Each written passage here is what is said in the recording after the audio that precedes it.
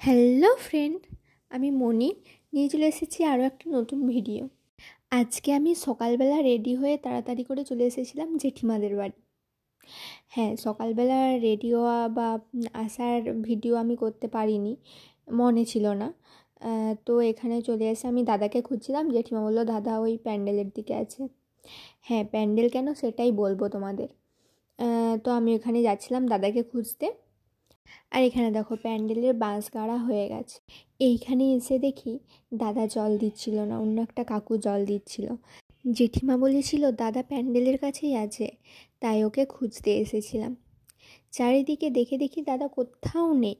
তারপর ওখান থেকে আস্তে আস্তেই দেখি এখানে একটা কুল গাছ, আর কুল গাছটাই দেখো কত কুল ধরেছে। আর আমার একদম হাতের নাগালেই ছিল, আমি পারতে পারছিলাম কুলগুলো। আর এখানে দেখো কুলগুলো লাল হয়ে পেকেও গেছিলো। তাই আমি দেখছিলাম, অনেক খুঁজে দেখছিলাম যে এরকম ভালো কোনো কুল আছে নাকি যেটা আমি পেড়ে খেতে পারবো। আর এখানে এই কুলটা পারলাম, ভাবলাম যে এই কুলটা ভালো, দিয়ে দেখি এই কুলটাও খারাপ। তাই আমি একটু দেখে ফেলে দিয়েছিলাম। তারপর আমি অবশ্য আরও 2-4টে পাকা কুল পেড়ে নিয়েছিলাম খাবার জন্য, যেটা আমি ভিডিও করিনি। তো দাদাকে ফোন করেছিলাম, দাদা বলল যে আমি তো দোকানে আছি, তুই বাড়ি গিয়ে বস। আমি বাড়ি যেতে যেতে দেখলাম এখানেই ছোট্ট একটা ফুল গাছে ফুল ধরেছে। আমি একটা ফুল তুলে নিয়েছিলাম, দিয়ে আমার কানে গুঁজলাম, দেখছিলাম কেমন লাগছিল। তারপর আর কি গুটি গুটি পায়ে বাড়ি চলে গেছিলাম, দিয়ে ওর জন্য বসেছিলাম অনেকক্ষণ। আর এই যে দেখো একটু ঢং করছিলাম এখানে। বাড়ি গিয়ে আমি এখানে ফেসিয়ালের কিছু জিনিস রেডি করছিলাম, এই যে দেখো। আর এই যে আমার দাদা, যাই হোক ও ভিডিওতে আসতে যায়নি, ওর বিয়ে, তাই আমি এখানে ফেসিয়াল করতে এসেছিলাম। ওর ফেসিয়াল হয়ে যেতেই আমিও রেডি হচ্ছিলাম করার জন্য। তারপরে অনেকটা দেরি হয়ে গিয়েছিলো বলে জেঠিমা বললো আগে খেয়ে নে তারপরে ফেসিয়াল করবি। আর ও এত লাজুক যে ভিডিওতে আসতেই যাচ্ছিল না, তাই আমি কোনো ভিডিও করতে পারিনি।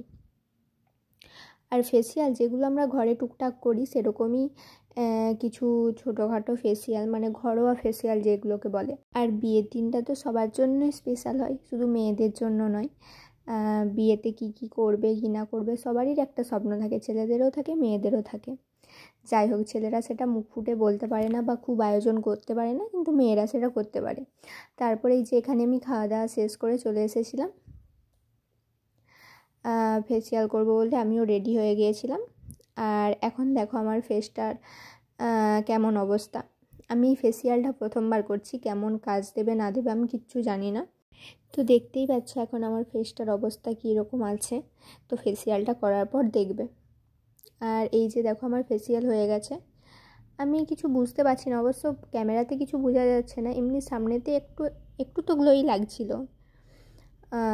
তো আমি হচ্ছে টিপটা পরে দেখছিলাম যে ভালো লাগে কি না। আর এই যে দেখো টিপটা পরতে একটু ভালো লাগছে, আমার বৌদি বলে আমাকে টিপ পরলে নাকি ভালো লাগে।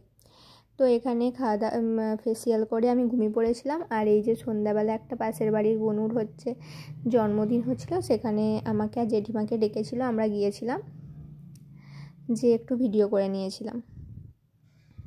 আর কতগুলো ছবিও অবশ্য তুলে দিয়েছিলাম ওদের জন্য, মানে মাইমা বলেছিল যে ছবি তুলে দিতে। আর এই যে দেখো এখানে এই বাচ্চাটা ওকে গিফট দিচ্ছে, হয়তো ওর বন্ধু হবে। কত কিউট তাই না, খুব সুন্দর লাগছিল। যাই হোক, আর এই যে একটা টেডি বিয়ার পড়েছে দেখো। আমার মা তো আমার জন্মদিন পালন করতেই চায় না, বলে যে মেয়েদের জন্মদিন করলে নাকি আয়ু কমে যায়। আমারও হয়নি কখনো, আর আমার দাদারও করেনি অবশ্য, আমার করেনি বলেই আমার দাদার করেনি। তো এখানে ও হচ্ছে কেক কাটছিল। জানো তো আমার অনেক দিনের মানে ইচ্ছে আছে আমার কেউ জন্মদিন পালন করবে, কিন্তু সেটা আর হয় না। হচ্ছে মানে খুব ভালো করে ওরকমভাবে জন্মদিন কেউ পালন করে না। জানি না ভবিষ্যতে কি হবে। আমার বান্ধবীদের সবারই পালন হয় দেখেছি, মানে জন্মদিন, কিন্তু আমার হয় না। যাই হোক, ওটা নিয়ে আমার আর কিছু মনে হয় না, মাঝে মাঝে একটু একটু খারাপ লাগে, বাট ঠিক আছে। যাই হোক, এখানে কথা বলতে বলতে দেখো কেক কেটে ফেললো আর সবাইকে একে একে করে খাইয়ে দিচ্ছিল।